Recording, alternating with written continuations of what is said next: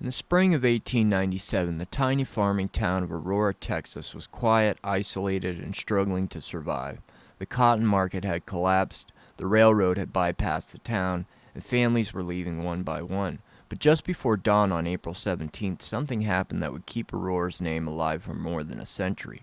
Residents reported a strange cigar-shaped airship drifting low across the sky, part of a wave of mysterious airships being seen across the country that year. But unlike the others, this one didn't pass overhead.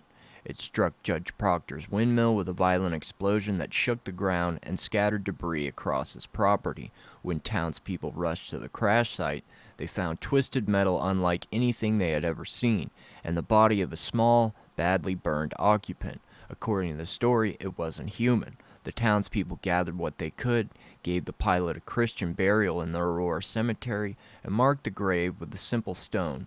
The debris was dumped into the well behind the windmill, and for decades the story faded into local legend until investigators returned in the 1970s and found that pieces of the tale might not have been fiction after all. But the legend didn't survive by word of mouth alone, it was preserved in print. On April 19, 1897, the Dallas Morning News published an article describing the crash in vivid detail. Early risers, it said, were astonished by the sudden appearance of the airship as it drifted low over the town before colliding with Judge Proctor's windmill. The explosion, the wreckage, the strange metal, and the badly disfigured pilot all were recorded in the newspaper's account. The article even noted that the remains showed he was not an inhabitant of this world, and that papers found on his body were written in unknown hieroglyphics. The story of Aurora has survived ever since, carried by legend, by eyewitness memory, and by that single extraordinary newspaper report that refused to let the event be forgotten. Texas has long been a hot spot for UFOs. The Lubbock Lights in 1951, one of the most famous UFO events in American history. Dozens of witnesses saw V-shaped formations of glowing lights passing silently overhead. Multiple photographs were taken and still unexplained today. Leveland encounters in 1957, a wave of sightings involving electromagnetic interference. Motorists reported their engines dying, headlights shutting off, and radios going silent. A glowing egg-shaped craft was seen hovering near the road. The sheriff and deputies also witnessed the lights. Project Blue Book investigated but failed to explain the reports. The Cash Landrum incident in 1980, one of the most medically documented UFO encounters ever recorded. 2 women and a young boy encountered a diamond-shaped craft emitting intense heat near Huffman, Texas. They suffered burns, hair loss, nausea, and long-term health issues. Multiple witnesses reported military helicopters pursuing the craft. The Stevensville Lights in 2008, a modern mass sighting with radar confirmation. Dozens of witnesses saw a massive silent craft with bright lights. May 13, 1981, 7 witnesses reported a large cigar-shaped object. One described green and yellow pulsating lights along its body. The craft moved silently across the sky. May 25, 1995, American Airlines Flight 564. At 39,000 feet, the crew reported a smooth metallic cigar-shaped craft passing beneath the aircraft. The Marfa Lights 1880s to the present, a persistent unexplained phenomenon. Strange glowing orbs appear in the desert near Marfa. First documented in the 1880s, long before aircraft existed. The lights move, split, merge, and change color. Scientific studies have failed to fully explain them. And the 1896 to 1897 airship wave. Dr. James T. Lukatsky was a highly trained aerospace engineer with a background in rocketry, propulsion, and advanced aerospace systems. Lukatsky became program manager for the Advanced Aerospace Weapon System Applications Program, or AWSAP, the Pentagon's first intelligence-level effort to study unidentified aerial phenomenon and the broader range of anomalies that accompanied them. James Lukatsky later described new findings about the 1897 Aurora, Texas crash in his book, New Insights. Throughout the spring of 1897, people across the Midwest, including universities, reported strange airships in the sky. The Aurora crash on April 19th stood out because witnesses said the craft flew across Texas, hit a windmill on the Proctor farm, and exploded. When aviation writer Bill Case reopened the case in 1973, he interviewed surviving witnesses and examined the land. Their survey showed something really had exploded there. Metal debris was scattered across several acres, mostly to the east and northeast, as if the craft blew apart from its lower right side. A second blast seemed to throw pieces to the north and west. Elderly locals who remembered the event said the craft's nose hit first, triggering a chain reaction explosion visible for miles. Researchers used metal detecting equipment to search the area and found many fragments, some ordinary, some not. One unusual piece was discovered about 100 feet west of the well site, pressed into limestone just a few inches below the surface. When the fragment was tested, the results were strange. It contained no zinc, unlike other pieces found nearby. It was made of extremely pure aluminum with bits of iron mixed in, but no copper, even though aluminum-iron alloys of the 1890s always contained copper. Under a microscope, the metal showed signs of having melted and cooled quickly, with large grains of crystal formations that didn't match normal manufacturing of the time. The outside of the fragment had traces of soil elements like silicon, calcium, and iron, but the inside was far more unusual. Aluminum was so pure that producing it would have been extremely difficult in 1897, and still challenging even in 1973 when the tests were done.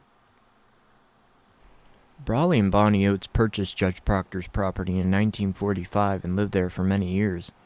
Mr. Oates ran a small self-serve filling station in Aurora, and locals remembered that he kept a small box behind the counter containing pieces of metal he claimed to come from the 1897 Airship.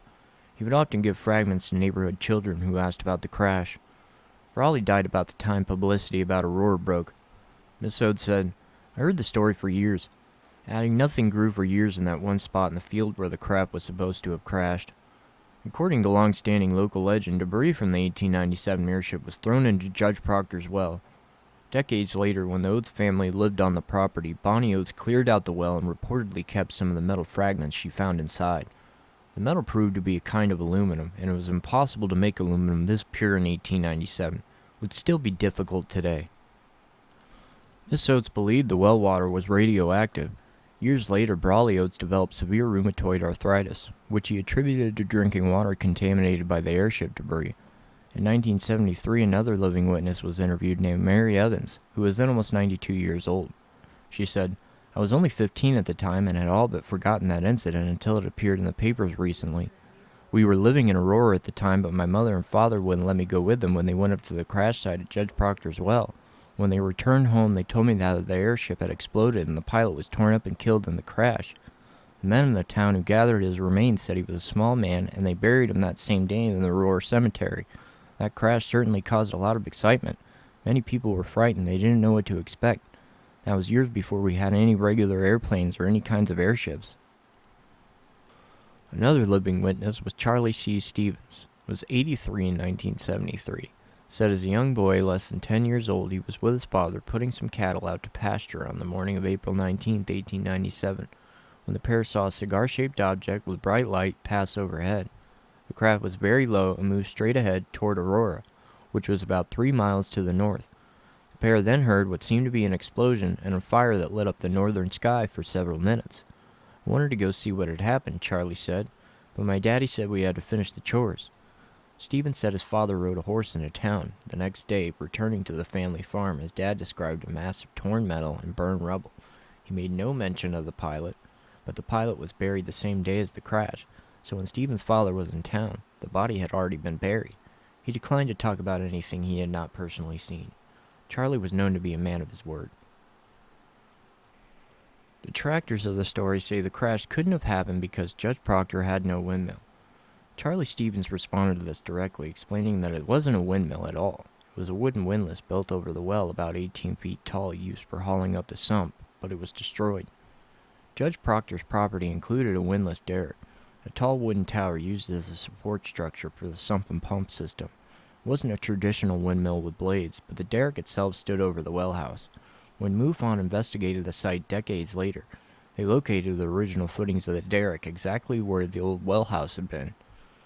The molten aluminum recovered from the crash site, some of it embedded in nearby trees and fused into surrounding limestone, indicated that an extremely violent explosion had occurred there.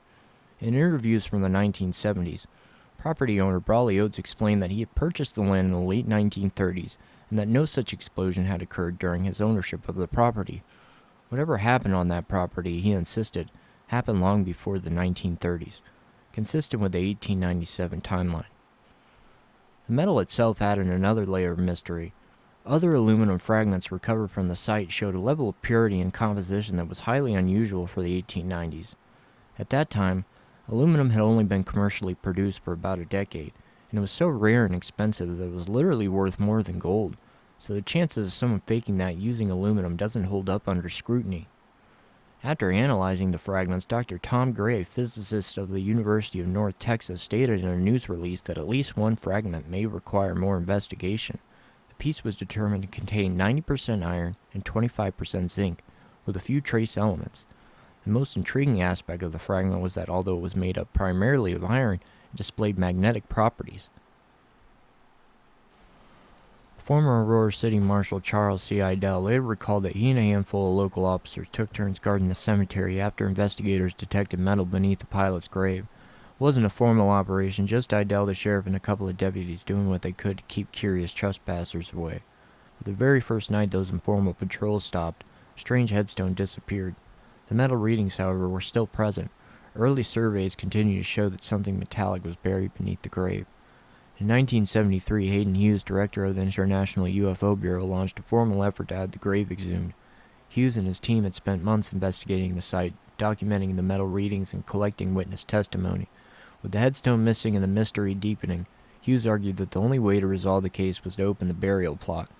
The Aurora Cemetery Association ultimately denied the request, citing Texas cemetery protection laws, effectively shutting down the investigation. A few months later, after the exhumation controversy had faded and public attention had moved on, aviation writer Bill Case contacted journalist Jim Mars and asked him to meet in the Aurora Cemetery. Case knelt beside the grave and pointed out 3 small holes drilled into the soil, each one positioned exactly where the metal readings had been strongest. Mars asked, "Who do you think did this?" Case replied cryptically, "The government." Aurora resident James Idell later stated that his grandfather helped bury the pilot. He also stated he knew who took the headstone, but he couldn't do anything about it, indicating some sort of official secrecy. There were at least 16 other airship sightings in that area 2 days before this incident. In fact, there were sightings all over the country at that time. The same Dallas Morning News edition that told the story of the Aurora crash had a section with a correspondent writing from Granbury, Texas, April the 17th. Newt Grissom, last night at 9:30, while drilling the riddle rifles, discovered that mysterious flying guinea of which we've heard so much. Newt is a very warsome young man, being a populist, but he could not stand the sight of the air machine, and he ordered the company to open fire on the object, which it did, and the whole town was soon aroused. Another one comes from Wortham in Freestone County, Texas. States that Captain John A. Lilly, a prominent and reliable citizen of this place, a Mexican War veteran, says he saw the mysterious airship last night about 8:30. He said it was going straight up. When you take all the evidence from the Aurora case together, a pattern emerges that's hard to ignore. In 1897, aluminum was more expensive than gold, yet fragments with unusually high purity were reportedly covered from the site. The grave associated with the crash showed documented anomalies before it was mysteriously disturbed and ultimately destroyed. Multiple witnesses described the same event. The region had a long history of airship sightings during that same period. When you put the pieces side by side, it becomes clear that something happened in Aurora, something far beyond a simple newspaper hoax or a tall tale. Aurora might have been the first UFO crash in modern history.